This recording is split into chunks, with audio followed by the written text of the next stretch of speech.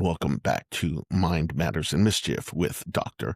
Jim Shoopack, the podcast where we dive into the matters of the mind. Everything from mental health, self-care, mental illness, growth mindset, mental wellness, and self-improvement. But we always keep a life vest made of humor handy. I'm your host, Dr. Jim Shoopack, and we're here to make sense of the madness and find the fun in the functional. Make sure to hug your cat, dog, guinea pig, salamander, or whatever pet you have. Do that for me. Sit down, relax, and welcome to the show. For this week, just want to welcome you back to Mind Matters Mischief, and I am Dr. Jim Shoopack. Today we're diving into a film that is much, much more than just a holiday tradition. We're talking about Frank Capra's 1946 masterpiece, It's a Wonderful Life. If you haven't seen it, please promise me you see it now around the holidays, this being the month of December. It's a very popular movie to watch because of the fact that it essentially is a Christmas movie. But just to dive a little bit into it, on the surface, the movie is a feel-good classic, and it really is. However, through the lens of mental health, it really can be and can look like a raw, unflinching appearance of a man that is in clinical crisis. Today, we explore how George Bailey is the hero of the movie, the main character of the movie, and how his journey and how it shows us the beauty of leaning on God and the life-saving power of family and friends when the mind begins to break. And I can speak to this personally. In one of the future episodes, we'll dive deeper into what my episodes of major depressive disorder looked like. But for right now, we're going to touch on that of George Bailey's part. Now, first of all, we're going to talk about the Gethsemane moment. Moment. Sorry about that. Now, for those of you who don't know what the Gethsemane moment, it's when Jesus, prior to his crucifixion, he went with some of his apostles and he prayed God if he could not say relinquish him, but if he could allow him, if this cup, the cup of being crucified, could pass from him. But he eventually, within a split second, he had a human moment. You know, he was born as to the human world, however the word made flesh, but he did have a human moment in that moment, pardon me. But then he said, but I defer back to your will. And the will was to be crucified so he could save the sins of the world. And we kind of forget in George's Gethsemane moment that he really is in a lot of agony. He's a lot of pain. He's experiencing a perfect storm of cumulative trauma, clinical despair. Really, he spent most of his life, if not all of his life, sacrificing his dreams for other people. And then financial ruin hits, and he experiences a total breakdown. That's one of the big stressors financially, can be with depression, with trauma, with not being able to pay your bills. And that could happen at any moment, unfortunately, to anyone. Now, George reaches at that point what we call the Gethsemane moment. At the bar, Martini's bar, he offers a prayer that is raw and unfiltered. And he says, quote unquote, "I'm not a praying man, but if you're up there," meaning God, "and you can hear me, show me the way. I'm at the end of my rope." And this really personally speaks to me. Although my faith was what was critical as far as my humbly overcoming major depressive disorder. My faith was very critical, and the people that God put into my life, my family, my friends, my dogs. And I'm sitting here as I post this. The dog that you see in the icon for the show, Stitches, is sitting right next to me. So I just want to give him some props on that. But the thing is, when I reach the end of my rope, 2 minutes every 2 minutes, 5 minutes every 5 minutes, like it took so much energy to just stay alive, minute to minute, second to second, hour to hour, day to day. And I can certainly empathize with what he's going through. However, it looks like when he says he's not a praying man, that's what got me through, was the praying aspect, until my medication, and we can identify that I had major depressive disorder and that I was able to see a therapist and basically walk the walk, if you will, to recovery. But the first lesson that George is saying after he says that he's not a praying man, if you're up there, God, and you can hear me, show me the way. I'm at the end of my rope. First lesson is healing often begins with the admission of utter powerlessness, that we can't do it alone, that we do need help. We do need support. And it is at this moment George admits He can't save himself. And at that moment, the gears of heaven begin to move. And it's a beautiful thing. In fact, I've had that in my own case. Share it with you now. When I was going through major depressive disorder in 2001, when I didn't know what I had was depression. There was no history of it in my family, what have you. I prayed. That was essentially my Gethsemane moment. Like, God, I can't do this alone. Like, I'm literally going out of my mind. And the one night I remember sitting at my parents' house, I was laying on the sofa, couldn't really do much else. And I woke up. Well, I didn't wake up, pardon me. I had an out-of-body experience. And I remember lifting over my body. I could look down at my body. And then I looked in the corner of my parents' room. And lo and behold, what do I see there but the Holy Family? For those of you who don't know who the Holy Family is, it's the Blessed Mother. We also know her as Mary, Joseph, Saint Joseph, Jesus' adopted father, and the baby Jesus. He wasn't like a baby. He was more like maybe about 5, 6 years old, something along those lines. But I remember, and they just looked at me, and I looked at them, and it was this conversation that, hey, we hear you, we hear your prayers, and you're going to get better. We're going to, like, we want you to be better, and you're going to get better. Nothing was said. It was almost understood on my part, and I'm getting chills just thinking about it right now. Pardon me. But I remember going back into my body and looking over, and I tell you what, if I had a heart rate monitor on, it probably would have been well over 200 beats per minute. Because you want to talk about the fear of God. That night, I went into my bedroom. I lived with my parents at that point, put myself under the covers, and I'll tell you, any teddy bear that was around, I slept with every single one because I was scared crapless. I could use other stronger terminology, but I'm not going to. But I was scared crapless. But at that moment, it was not long after that where the light came back. I was getting the help. I was finding out my symptoms.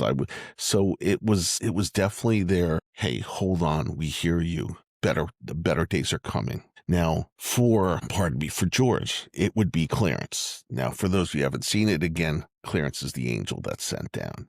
And Clarence kind of he deals with modern therapy using behavioral therapy techniques. And a lot of these behavioral therapy techniques, in my research, I found out some of what these behavioral therapy techniques were that could be utilized. And it was pretty wild to see that because first, one thing that Clarence uses is something known as cognitive reframing. Now, I know from personal experience, depression creates what's known as tunnel vision, where you only see your failures. And yeah, that's pretty much what happened to me. I only saw my failures. I basically was like, oh, you suck. You're not worth the help. These are things that my mind was essentially telling me that I was worthless, that I wasn't worth getting any help, whatever, so it was a sad state of mind. And really, it wasn't even tunnel vision for me. It was like just seeing the top of a pinhole of a pin, right at the top, and just seeing that much. Everything else was essentially gone. So there was no peripheral vision, no nothing. But one thing George believes, and when you have depression, this is one thing you do believe, that you're worth more dead than alive. And what Clarence uses is a technique similar to CBT. It's known as cognitive behavioral therapy, and that's what's my therapist uses with me to test the belief against reality. Okay. He also uses, Clarence, life review intervention. So basically what that is a structured way to help people to integrate their past experiences into meaningful narrative. So it helps the patients to achieve what's known as ego integrity. So you realize that, or the patient, that their lives do have value and purpose, and all of our lives have value and purpose. Sometimes, like I said, when you're going through mental illness, when you have depression, you need that professional to help guide you to realize that, to kind of walk you down that path, to have that roadmap that can ask you the right questions and guide you the right way. And I still have a wonderful therapist that I speak with today, even though I'm in a significantly better place, praise God. But I still struggle at times where I need that support, and she does a great job helping me. But Clarence, what he does is he uses this life review intervention to basically take George on a tour of his life. And it's like high stakes LRI, life review intervention. So for those who've seen the movie, Clarence walks George through his history, shows him the quote unquote hole that George's absence would leave in the lives of others, the lives that he's touched. And he helps George shift from despair to a sense of profound accomplishment. And I think sometimes that's what we really need to do in life, is to see that our life has value. Our life is important, that we are provided, God has provided us with opportunities to help other people and to be there for other people. And it's a wonderful thing. It's a humbling thing. And just me doing this show, if it was up to me, I wouldn't be here today. I should be 6 feet underground, but I am here today. And I know God has a purpose for me, and it's to share my story and hopefully enlighten you with some other things that are going on and how we can make that connection back to mental health, because it's so important, so critical, mental health. So just giving you a heads up on that, folks. But the last thing that Clarence uses with George is something known as mental subtraction. So instead of just telling George to quote unquote count his blessings, which is something I know we do at times or should do, or we tell other people to do, but he shows George a world where those blessings never existed. So when you imagine the absence of the good things, so George never existed. So he's unadapted to them. He makes them feel precious again. So it's one thing that Clarence does a good job of showing him. Now, I do want to show you some of the theological elements in this movie. Okay, so beyond the therapy and the angel, the film is packed with theological symbols. And it really, personally does speak to my soul, and hopefully it speaks to yours as well. If you're a believer, if you're not a believer, I hope some of this just resonates with you. And again, my faith was always there. My parents did a great job raising, but it really got significantly stronger. So the first thing I want to talk about is looking at the stars as angels. So when the film opens with points of light in the night sky, right, and they basically represent heavenly beings, you can look at it as divine providence. Okay, the idea that even when we feel unseen, there is a creator, a higher order that is observing us and is intervening for us if we allow him to intervene. Secondly, Zuzu's rose petals. They act as a sacramental element. Like when George finds those petals in his pocket, it's tangible proof of his return to reality and the sanctification of his ordinary, messy life. Another one would be George as a Christ figure, not in that he is Jesus, but a Christ-like figure in that his role in the movie was defined by sacrificial love. He sacrificed so other people could achieve their dreams. And he repeatedly gives up on his dreams so others can flourish and they can live theirs. So his breakdown is like a metaphorical death, followed by, we'll call it a resurrection into a new life, a different life, almost a life of a true appreciation of gratitude. And gratitude is just so important, to appreciate what we do have in our lives today. Lastly is Bedford Falls against Pottersville. So really it's a parable for, say, for example, the kingdom of God against the fallen world. Bedford Falls is built on quote unquote bearing one another's burdens, while Pottersville is a culture of death, and it's driven by greed. When you make money your God, it's not going to lead to good things. I don't care who you are. Some of the other movies I want to touch on, just, gently here, that have similar themes. Okay, that's similar, we'll call cinematic cousins, I guess, for lack of a better word. One would be a movie called Family Man. It came out in 2000. It's basically a modern concept of what happened in the current movie, in A Wonderful Life. Explores what happens when a high-powered businessman is shown a glimpse of his life he could have had if he chose love over money. So it's more of a secular look at the same what-if theology. Christmas Carol, another great movie, an older movie. So it doesn't matter if it's a 1951 Alistair Sim version or the Muppets version. It's a more recent version, and it's the Muppets. Who doesn't love the Muppets? The core is the same, really. It's a divine intervention using a review of life to spark transformation from isolation to community. Another one, and the last one there is regarding Henry. That came out in the early 90s. And after a traumatic brain injury, a lawyer has to relearn his life. And really, he was a ruthless lawyer. He was not really a good dude. But it demonstrates the beauty of a simplified life rooted in family, showing how a crisis can sometimes be the catalyst for finding one's true soul. Our next segment that I'd like to talk about is the hands and feet of God. So now we're going to bring it back to Bedford Falls. The intervention, it doesn't end with an angel or a therapy session. And I can tell you I've had both, but it ends with a living room filled with people. The climax is a beautiful demonstration how God answers prayers through ordinary means.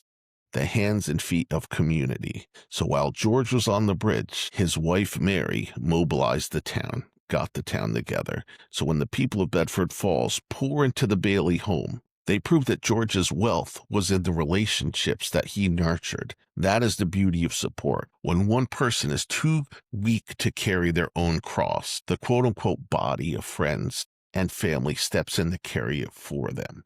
And that's something I think that's important for us to realize. If we have enough, if you have food in your fridge, if you have a roof over your head, if you have clothes table and pardon me, not your table, clothes on for yourself, if you have a bank account, doesn't matter what it is, you're already in, I think, richest 10% of the world, something along those lines. It's so we have to measure ourselves as far as, in my opinion, what are you doing to help make the world a better place? I don't just mean the world in our town. And that's important for us to realize. So that's pretty much our story for today. I'd let you talk to my my co-host Snitches here, my Chihuahua, but little buddy's falling asleep, so I'm not going to wake him up. He might get cranky. But I just, kind of letting you know some of the conclusion here, folks. I wanted, before I forget, on a tangent, is the bell rings on a Christmas tree. And it's a reminder the spiritual and the physical are connected. Just listen. We'll support you. Remember,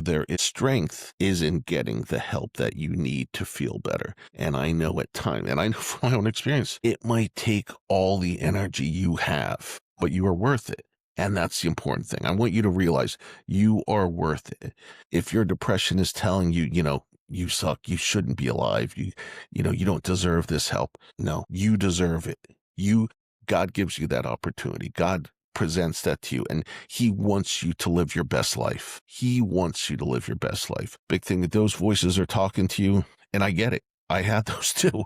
I had those doubts. You know what? Do what you need to do. I mean, I would say get some holy water, say a prayer. It could be listen to some classical music, talk to a pastor, talk to a good friend, get a therapist. I think all of us could use a therapist. Every person. We've all gone through trauma. The levels of trauma are different, but we've all gone through trauma where it doesn't have to be a weekly therapy session, but it could be a monthly therapy session. I think all of us could use that. George Bailey, he got his therapist through an angel. And honestly, I have a couple angels here, my dogs, that are pretty cool therapists. So I will say that, and my wife as well. But on that note, just remember, as Clarence once said, no man is a failure or woman is a failure who has friends. Find that one friend who will listen, who will be there for you, who will take you by the hand, who will support you. And I've been blessed to have a couple of those. I mean, legit, like they're family now. They're not just friends. They're family because they've helped me walk over the hot coals of hell that this mental depressive disorder did cause for me, and has caused for my family with the loss of the life of my brother. So that being said, though, guys, just remember, if you need support today, please reach out to the 988 Suicide and Crisis Lifeline. That's the big thing. They're open 24/7. You could call, you can text them. But on that note, to end on a more optimistic note, pets, animals, dogs, cats, they give unconditional love. And you just hug your dog, hug your cat.